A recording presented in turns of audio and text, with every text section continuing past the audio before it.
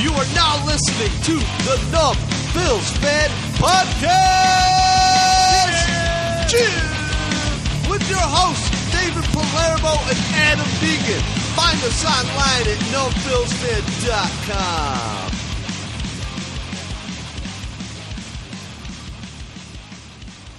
Welcome to Numb Bills Fan Live. As Deacon gets a mic, I'll be with you to go over stuff. Oh, here we go. So pro. So we do a podcast about the Bills. NumbBillsFan.com has like podcasts and all sorts of stuff. Hey, bud. Here, help me up. Already introed, sort of. I'm going to switch mics. Okay. Check. That probably sounded awesome in everyone's ears. Huh? All right. Such a professional setup. Get the door frame out of there. Yeah, what's going on, guys? Sorry I'm late. All right. So, anyways, subscribe to us on iTunes. We do a show about the Buffalo Bills, and we've been going over really draft prep with Kevin Massari from Cover1.net. I can never pronounce his last name right. Sorry, dude. But we just did podcast. Massari, I think it is. 115, 116. You'll hear back it. To back. He hit us up twice, blessed us with his knowledge. Right. So it was pretty sweet. Thank you, Kevin, again. So subscribe to us. One dudes kill it, man. Subscribe to us on iTunes and check them out. They also have a podcast too. So one thing to look for in the draft, I think, is all these guys that everybody talks about. Who's going to slip? So don't forget, this is brought to you by BillsForLife.com. Thank you to Chris Williams and Jamie Tilbury and everybody. Dave, Mark, all those dudes. Yeah. So also, if you're going to 34 Rush, come hang out with us. ROC Sports Network has this thing. They got this show going on called The Huddle, and a lot of Buffalo sports personalities should be there to hang out and talk draft. So we'll be there Thursday, but we'll be on Friday. Yeah, we're going to hang out both Thursday and Friday night. We're going to be co-broadcasting on Friday. There's food and drink specials. There's giveaways, autographed Thurman Thomas gear, all types of things. So you want to make sure you get down there. We'll be in the building. You be in the building. Yeah, I'll be stuck on video poker because I don't think they have real poker. Yeah, let's drain our bank accounts. Come hang out with us. Let's have a real time, guys. Yeah, let's have a great time on the slots. But we'll be there. So yeah, come have a great time on the slots with us. I mean, we got a van. You never know what we'll bring in the van. I'm just saying. Hey, can you pass the coffee here? What's going on? Sorry, dog. Good. All right. And lastly, punchdrunksports.com. We're brought to you by them. And, we have a surprise for you. So, not this much. Someone went to the bank and got some shirts made. So if you want to support the podcast, our friend Casey Diaz, who tattoos in Rochester, shoot him a follow. Fat Casey, 17 in Roman numerals. Numb Bills Fan shirts. All right. Yes, it's that dark of a color. Bam. That beautiful navy blue.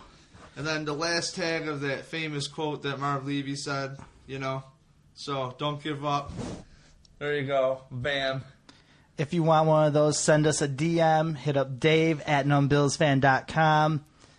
Yeah, and these are just hit us up however you want to hit us up. We're on Twitter. We're sounding it's right down there in the corner if you want to do that. And, just hit us up and we'll get one out to you. Yeah, all the proceeds go to server space. So please, that would really help us, and then we can make more content. We have a lot of bright ideas. Well, he's got a bright shirt. I got ideas. I don't know if they're bright. But it would really help us. So please, if you like them, they're on quality shirts too. They're not just Gildan's. The brand, if you're really into that stuff, is called Next Level Apparel. So it would be really awesome. Thank you. And don't forget to, if you like sunglasses, you can go to Shade Rays and get 25% off, I guess, for punching Numb Bills Fan. Confession, dude. I left a promo pair at the convention somewhere. Oh, good. At the tattoo convention. So Good job. I don't even know if we'll get another sample, like, demo pair. They gave us one pair between the two of us. You know, I don't even know how many people have done it. Out to the mailbox. They were nice, man. I was stoked. I didn't even get to scratch them. I'm probably gonna cop a pair. I don't know if they'll probably give me 25% off. Promo code Numb Bills Fan. Hit that up. Yeah, I guess. Oh, yo, and these things come with a lifetime warranty. They're dope. But and anyways, they have the silky sleeve with the drawstring that fits in the hard case, and I kept putting it back in the silky sleeve every time. Like no lie. But thank you to everybody for checking us out. So a lot of things are going on. You got the draft tomorrow. You got all sorts of speculation about what? Is it the whole scouting staff? Does that mean Doug Whaley? I don't know, but some scouts have been allegedly notified that they're not going to have jobs, and the Bills, I guess, addressed it, saying that what? What'd they say? That following the draft, the personnel department is going to get their yearly review, like they always do. Basically, yes. I'm paraphrasing. So take that how you will. I could pull it up and read it, but so could you. That's not why we're here. You know why I'm here. Look good. Tell them about your hat you got. Well, we've already been over it. Okay. All right. If you want to know, check out our Instagram at Numb Bills Fan. Wow, shameless. I don't give a shit. I'm here for the likes and the follows, dog. Limelight. I'm kidding. I'm full of shit. I just want to pay for followers and see what pops up. Yeah. So, we're here to talk about the draft. We're here to talk about who do you think they should pick. I'll be honest with you. At the end of the season, I thought the defense was the problem. They don't need a receiver. It wasn't a receiver. And then now, the day before the draft, I'm like, what if everybody's right and the Bills should draft Mike Williams? I don't know. Because he kind of makes a lot of sense. So does Corey Davis. O.J. Howard's been the buzzword this week, though. But is the draft deeper at tight end or is the draft deeper at receiver? And to me, whatever it's not as deep at is what you draft in the first round. So what I also want to know is, if Doug Whaley is sticking around, we kind of talked before amongst ourselves that, Doug Whaley is just going to have that, and Doug Whaley we trust, he finds a linebacker. Actually, we talked about that on podcast 116. So, with Kevin. So, really, I say you get the guy at the position at 10 that is not as... That is rare, that the position is not as deep at. Make sense? Well, I'm not really looking at the depth of position as much as I'm just looking at how they are ranking O.J. Howard among other people who have played the position at the collegiate level, saying that he's one of the best guys in years. That coffee sucks, man. What do you think? It's all right, man. Yeah, they say he's underutilized. That's a buzzword I hear. He's underutilized. But you know who you also hear is underutilized all the time here in Western New York? Charles Clay. Right. I'll tell you what, Kevin from cover1.net, he really talked. He really got me into this whole. Him and Steve Tasker really got me into this. They should draft a wide receiver or an O.J. Howard type. But I look at it like, if that tight end position is deep in the draft, get them later. If the wide receiver is more of a rare elite position, grab them. You know what I'm saying? So to me, you have some needs to fill. You have cornerbacks. What's weird is I think that you have a deep draft at positions that the Bills need, and could it have been genius to get rid of Rex Ryan this early to bring in Sean McDermott, knowing that you have to pay Marcel Darius a boatload of cash? You're paying your lineman a lot of money. Well, these zone corners are cheaper than man corners, and this draft is very deep. Eric Turner will say fourth to fifth round you can find starters for McDermott's scheme. Leslie Frazier, whatever you want to say. So, to me, observing, I would add up two other guys are saying you can find starters in the sixth round, right? So, it's safe to say that you should be able to conquer that position in the fourth round. And I really don't know if any fourth round guys would fall to the fifth, and vice versa. So it's like, I think what happens is you have so many rankings of guys and they go to the first round, second round grade, third round grade. I always try to look at the draft to be like, okay, who was touted higher by a lot of people and kept dropping and dropping and dropping. Mm-hmm. And there's got to be some third round talent that might slip down to the fifth. You got to figure, right? And that could happen throughout the draft. I mean, what if there's a second round guy that falls to the third? You got to take him.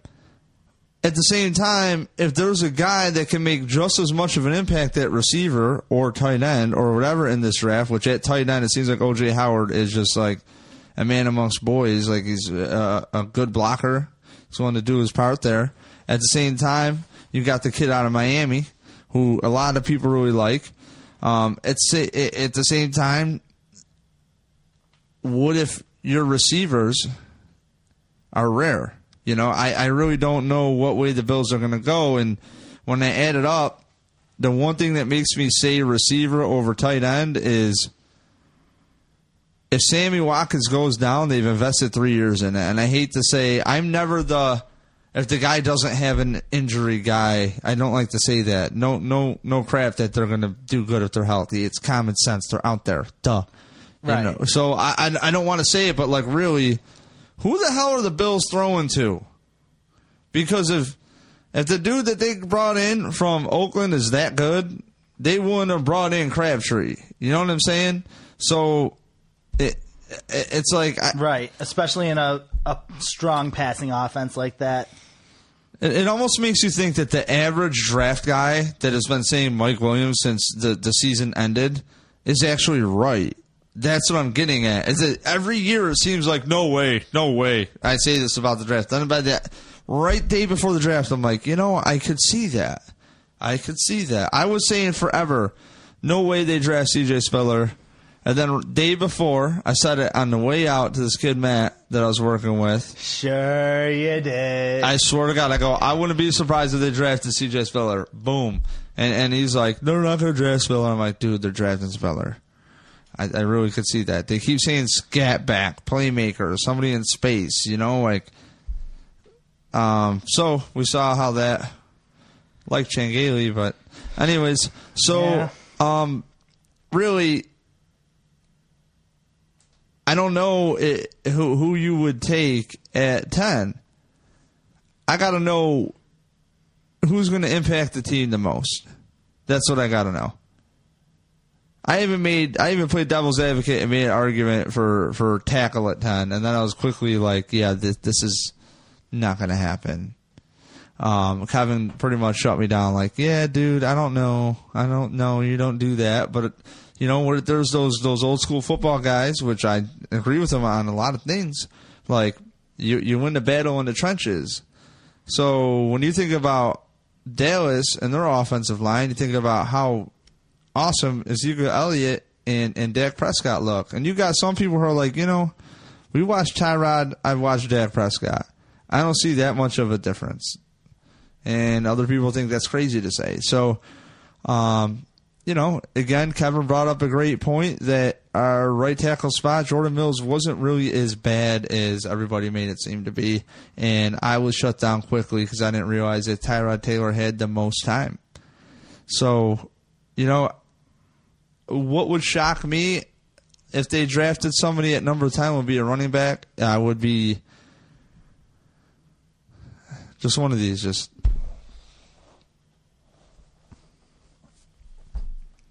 like that bitter, this coffee tastes like shit face, You should have just put a little bit more cream in there. I'd probably have soap in it. I don't know. There's that, too. You didn't rinse that very well. I watched you I watched you not rinse that very well. Dude, what are you talking about, man? I scrubbed the hell out of that thing. Yeah. Anyways, well. so do we have anything interesting? No, you scrubbed the hell out of it. I'm not debating that. But then you just gave it like a quick like swish, dump, like not thorough. You're drinking soap, dog, is what I'm trying to tell you. You're such a good friend. You tell me now. So, I'm not your dad. Positions that would shock you if the Bills drafted them at 10. Punter, kicker, left tackle. Any interior lineman, obviously. So any offensive lineman, obviously.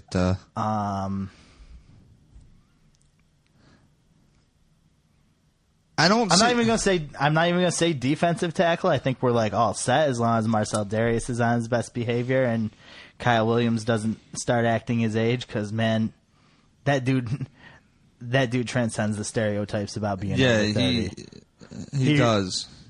What about? He just kicks the shit out of guys, man. He really does. If they say that linebacker is a really easily replaceable position, right? And you drafted. I tend to disagree with that. If you draft the Reddick kid or they go Foster, whoever they want for their weak side linebacker spot, I don't know if Shaq Lawson makes it out there, right? Well, I mean, if Reggie Ragland becomes a starter, are you really going to have a defense where you're starting Shaq Lawson, who he's played 2/3 of a season? But you're starting a rookie in Ragland, and you're going to start another rookie at the weak side linebacker spot, and then you're going to start possibly another rookie at the corner spot. I mean, and then we got to hear, well, the team's young. It's like, whoa, I don't know if this coaching staff would do that. I really don't, because if you're a logical coaching staff, you're not doing that. That's too many young guys out there. Well, what if Shaq Lawson proved in 10 games, which is a long time. You know what I mean? It is a long time. He's still got a good sample size, Shaq Lawson. I thought he was fine. He says he's learning a lot from Coach Waffle over there, D-line coach. But when that dude is serious. That's what they say. I mean, I'm just going off the Hard Knocks clips, the handful I saw, but that dude is hard. I actually want to watch Hard Knocks for that, just for that. Yeah. So, he's saying he's learning a lot about football he never even knew, and that he's a great coach. All these guys are talking about detail. I don't know if they were briefed by the PR department to talk about detail, but they are really, sounds like they're being stripped down and they're shown exactly what the hell's expected of them.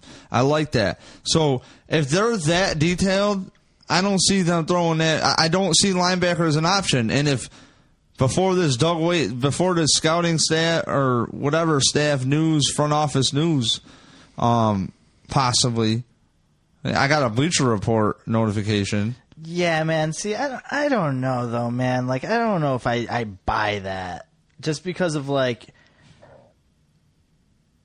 it's like one phrase out of context. It's not a long quote, and I feel like it's one of those things that could just be said like jokingly, you know what I mean?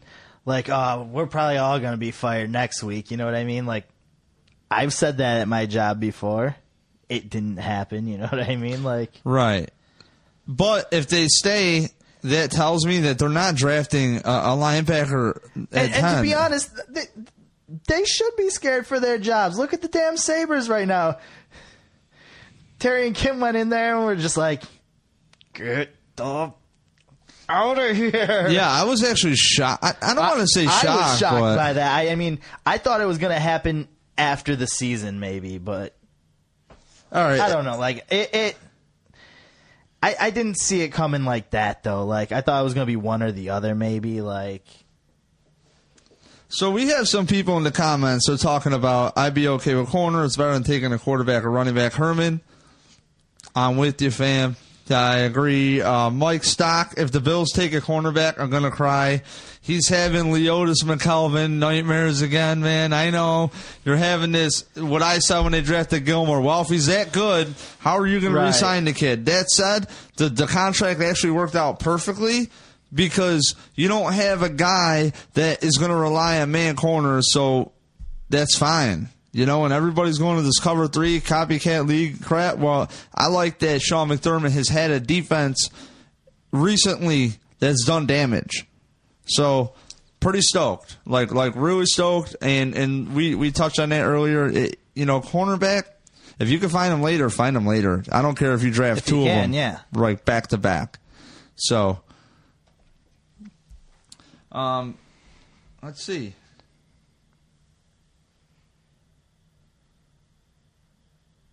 How about the safety from UConn?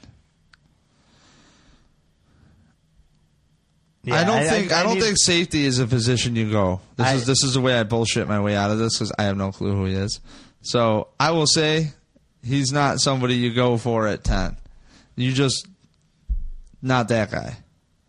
No, I mean there's a few really, really good safeties in this first round, but I don't think that's where they're going. I really don't.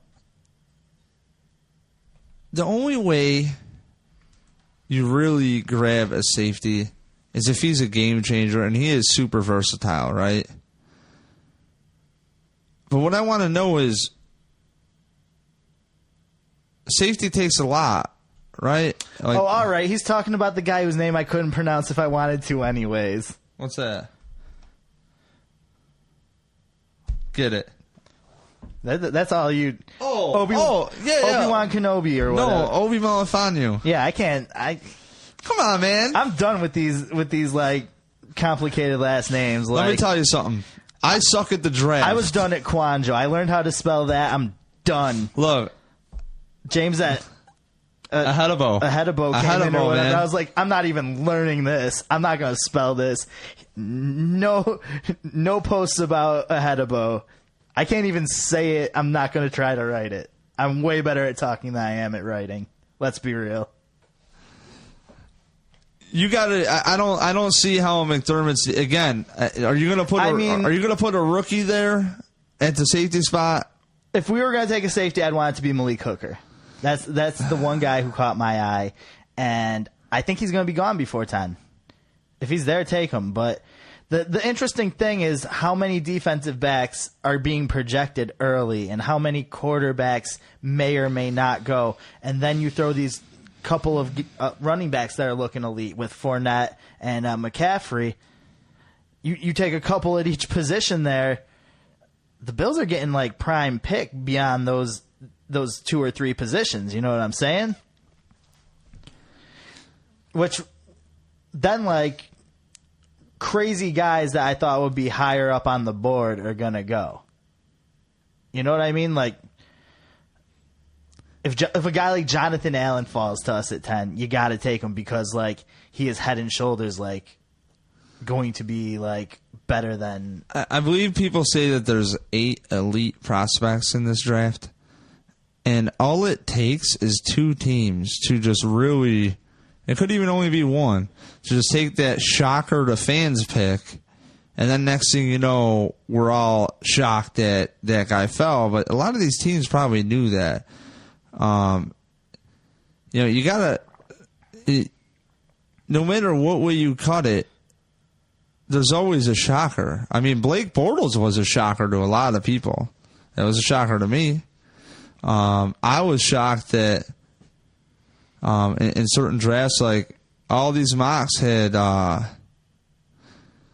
Bills taking the quarterback from Syracuse, and he went in the 4th round, and it's like, damn, like all the mocks, like so many guys, and you really don't know what's huff or not. You know, if the Bills took a quarterback at 10, I'd be like, oh shit, it's real.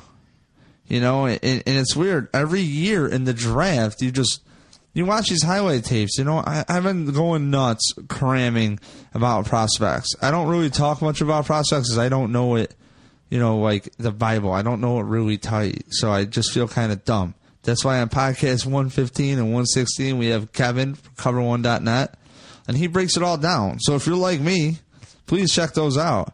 And really... Yeah, no, I'm the same way, though. I let the dudes who are going to slide down off off the board, slide down off the board. Like, I don't want to watch the ups and downs. I just let me know week of who's hot, who's gonna be the guy. Like, you know, we got Reuben Foster and Jabril Peppers playing games with their piss at the drug test or whatever. Allegedly. I mean, come on. Allegedly. If you're like, yo, I don't want to go to the Browns. I'm projected to go to like Tampa Bay or something, or some team you don't like. Shit. Tell my agent, throw the piss out there. Who cares? But, I mean, that's a lot of effort. I might try crack if it meant not playing for Cleveland. I don't know, man. Egos might be... No, I wouldn't try crack. That's fucked. But I would think about it. Cleveland sucks. Yo, let's be real here. Can I call the draft out for what it is? Yeah. The problem with the draft is you got so much bullshit flying. Like, you know, when I look at him on tape, it's like, who the hell are you? Are you, like, what background do you have in scouting? When you look at him on tape, what'd you do? Pop on YouTube highlights? Or did you actually watch him run his damn route in the damn stadium? Did you watch the All-22? How did you get to All-22? Stop. I don't want to hear about how you, who has no scouting degree, no, just go to cover1.net and read what the hell they have to say, or send them a message. And these people subscribe to every analytics site known to man, and you get good information. I want to know who's watching the tape when people tell me they watch the tape. So all this draft speculation crap, to me, is garbage, and you got to find your resource. Man, everyone's watching tape. I don't even got a VCR. My reel-to-reel thing died before I was born, so... They don't even give us the tape. Like, we don't have access to the tape. I got to see comments, man. I'm going ham right now. You just take it easy over there. You take it easy. We'll get to the comments in just a minute here. I'm on Tinder, all right? I wouldn't right swipe that. So, in a nutshell, draft-wise, quarterback would be a shocker at 10. I will say, I do like the Mahomes kid. There's something cool about that guy I like. I know Scott Campbell... He's going to kill me for saying that. How do you not like Watson? You're out of your mind. He's a gamer. Yeah, I could like him too. I like his upbringing. I like his story. You know, hard worker. And yeah, I could like Chad Kelly in the 5th round too. You heard it here. I've been hammering the table for this. Let me tell you something. I'm going to hammer the table for Chad Kelly in Buffalo. All right, stop. I'm only kidding. I can play back those clips of you saying what a bad idea it was a few months ago. I can do that, you know. Hey, just like things change, the wind has changed direction, and I'm here. So, well, that's what I'm saying. Guys slide up, they slide down. Uncle Jim's vouching for him big time. If he wants to babysit him, I'm cool with that. If you know, he wants to teach him how to be a professional football. Because here's the thing. I feel like Jim Kelly is a guy who still had a good time while he was in the league. And he held it down. He held it down, you know, quietly. He wasn't drawing a bunch of attention to it. I mean, it was a different time. You didn't have social media. Not everybody had like a video device in their pocket. They couldn't just record shit at will. But like, I think he can teach him how to be a low key professional football player if he chooses to. And that's the only scenario where I really want Chad Kelly in the fold, is if like we got somebody who's gonna kind of take responsibility and like keep an eye on him. I don't want us looking, you know, stupid for it. My whole deal with like the Rob Ryan thing. I don't want someone to come here because of who they know and make us look bad again. You know what I mean? It's like that. I'll tell you what. I'll tell you what. What am I, a car dealer? The way I look at it is with Chad Kelly. The thing that's weird about Chad Kelly to me is, I'm intrigued by prospects who have problems, right? Is if you don't need him to start right away and you need this kid to get out of trouble, all you got to do is keep the kid out of the media. We didn't hear about Chad Kelly till he went on a field over something. You know what I'm saying? Like, we didn't hear about him until somebody sends a picture out of him smoking weed. Who cares? It's weed. Get over it. Yeah, you know what? He's got to be a pro. That's kind of fucked up that you, frankly, do stupid shit when you got to be a pro and it's hurting. You know what? I mean, that's the only reason I'm not a pro athlete. He's injured. Let's face facts. He's injured, right? I party too hard. What if... You're really a partier. What if you grab Chad Kelly and he just sits back there injured, heals up? Like, that's going to be the reason he drops. So, if some people say that he could be the second best or third best quarterback, like some people have said that, I think this is one of those things where if you're doing all that math, why would a guy with a torn ACL who's a defensive back who has no shot of playing this year still possibly going to second or third round? And you're telling me this guy might not be worth a fourth-round pick? I don't know. It's a fourth-round pick. We've seen fourth-round picks get cut. It's still a little bit high. If you're a fourth-round pick, you're a hell of a football player. You're a hell of a football player. If you get drafted, you're a hell of a football player. But you can argue that left and right. I just don't think it just doesn't add up. We were just doing the math on it, just like he dings this, and this. Off-field issues, which weed's going to be nothing soon, and whatever. But, yeah, in Buffalo, it wouldn't, I don't know. Depends what you think about Cardale Jones, really. So, Mike, I don't disagree with you. Mike Stock says if O.J. Howard's on the board at pick 10, it's going to be him. This staff allegedly liked Eric Ebron. If this staff is gone and Sean McDermott's running the draft, if he would, I mean, he was a scout. That's how he broke in. So, you know, could be Howard with Whaley behind there.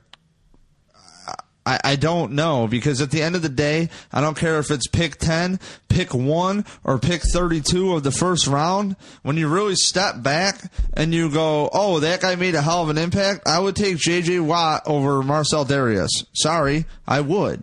I think a lot of people would. And they're great players. Yeah. So the way I look at it is, I just care that you come out of the first round with a damn guy who's going to make a hell of an impact this year, where the T's are crossed, I's are dotted, and there's no questions about it. I don't know if this coaching staff is going to take a serious risk on a guy like Foster if he drops.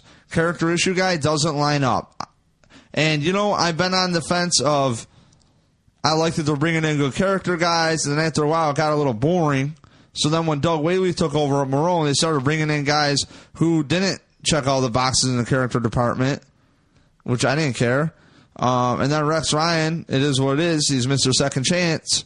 And now it seems like they're bringing in very well-spoken character guys into the locker room to get their shit straight. I don't think McDermott, they're going to go the safest route. The guy, if he ends up maybe as consistent as Leotis McCollum was later in his career, maybe that's good enough. You know what I mean? You just got a guy who's going to stay on the roster and do his part, or you get a receiver for value. You got a guy who's a playmaker. That's the thing, is playmakers are flashy. If Watkins is gone, Watkins gets hurt, who's playing that position? Really? I didn't want to go there either. So, all right. Maybe we should just drop the mic after the draft, Jordan Branch.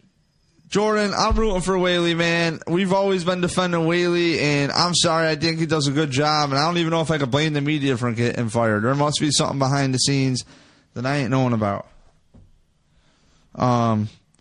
So, Chris Williams likes Ramchek, tackle from Wisconsin, second round. Again, Cordy Glenn, Mel Kiper was saying, oh, he's a good guard. He would be a good guard. No way you can play left tackle. No way. Maybe you're right. Look, how are these guys grayed out? If they grab that tackle, right tackle spot, and he could be the answer, cool. But it's a little funny that they match Groy, and, Donald Jones is tossed out there. Why not throw Groy at right tackle? As we know, during camp, they're always shuffling that offensive line. They're always experimenting. Oh, got to see, get the best 5 out there. Get ready for that. And Chris also says, first round, best available player. I really can't go wrong, Chris, but we talked earlier, I think you got to go. I think you really, really, really got to go who's going to make the most impact and has the most word. Like, what if receivers deep next year? I don't know. For example, how does the team look at it? What are the prospects coming out next year? Who are the free agents that are going to be available? They already know all this data. So whoever they pick, you would hope it isn't just best player available. I mean, you do. But I would hope that they, in this draft, if it's really that deep, they go by what they need. And I'm more of a best player available guy. And if they take somebody at a position that's already elite, you're going to hear the terms, we're just stacking talent. There's nothing wrong with too much talent. So, pretty much. Gotta take it where you can get it, man. All right. So, everybody, we're all set here. I don't know if you have anything else to get to. Matt says they should just sell the team. Come on, Matt. Mike, hey, we drafted McGahee after he blew his knee out in the first round. I know! The Bills can't build this draft. You're right. No, we've already been over that. This is it, man. Like, Vic says, do you see the Bills trade down in the first and acquire an extra pick? If there is a possibility, if there is a partner, and there's still guys that are high on their board, few slots down, yeah. If they got a few guys left on their board and they can move back, they're going to move back. They don't have a 4th round pick. They definitely would want to pick something up. Look, find us at 34 Rush tomorrow, please. Gary at ROC Sports Network, hell of a dude. He sets up these events. He works his ass off for that network. Seriously. Mad respect to those dudes. Channel 18 here in Rochester. Yeah, so we'll be down there right by all the Bills gear with Thurman Thomas stuff in the background. Yeah, his gold jacket, all that. It's going to be cool. Yeah. So come hang out with us, have some drinks. We'll be down there. Food's good. We'll be down there for the first round visiting tomorrow. And then day after, on Friday, that's our night where we'll definitely be staying over. Yeah, we're co-hosting. It's gonna be mint. Just check it out. I love the draft after the draft, if that makes sense. So, again, if you're looking to really get the nitty-gritty on the draft or a different take from it, I felt like we played devil's advocate with every pick. Every position you could pretty much go for the draft. I'm more of a philosophical guy when it comes to the draft. Okay, what position did you try to fill with this need? Because make no mistake, they're going to try to fill needs here. So let's see what happens day 2. That's my favorite day of the draft, actually, because all these guys, there's only so many guys that can go in the first round that are graded as a first-round pick. So, again... Jordan Branch nailed it. Missionary position. I like that guy's style. And he also said there's openings for us at ESPN, but the thing you got to understand is they can't afford us. Oh, and speaking of afford, one more time. Help us afford to keep doing this. If you want one of these bad boys, 2-sided joints, send us a DM. These are available. Epic picture from the good old days when the goalpost got ripped down. So, solid assist. Send us a DM. We'll get one out to you. If you're in the Rochester area or whatever, we can meet up. If not, we'll ship it to you.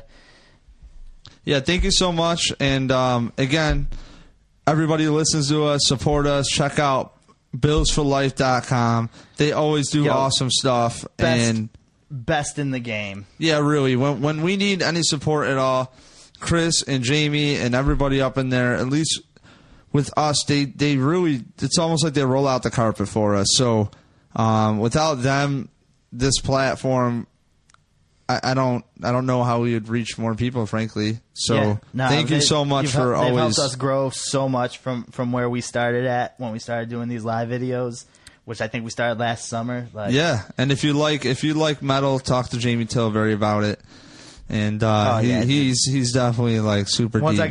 Once I got talking music with that dude, I was like, yo, this is the dude.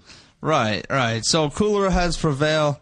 Shout out to everybody who listens to us. Again, don't forget punchdrunksports.com. Shady Rays 25% off with Numb Bills Fan when you check out. I got to hit them up and get us 2 pairs. I mean, we've been pumping this. I mean, can I get a couple pairs, dog? Yeah. They got some nice stuff. They got some new aviators out I like. And also, we might do some raffles for shirts too, or maybe have a contest or something like that. So if anybody likes them or even has design ideas you want to see made, shoot us a message. And thank you for all the support again and again and again for everybody. You got a couple people in the comments liking the shirts, man. Shoot. Hit us up. We'll set you up.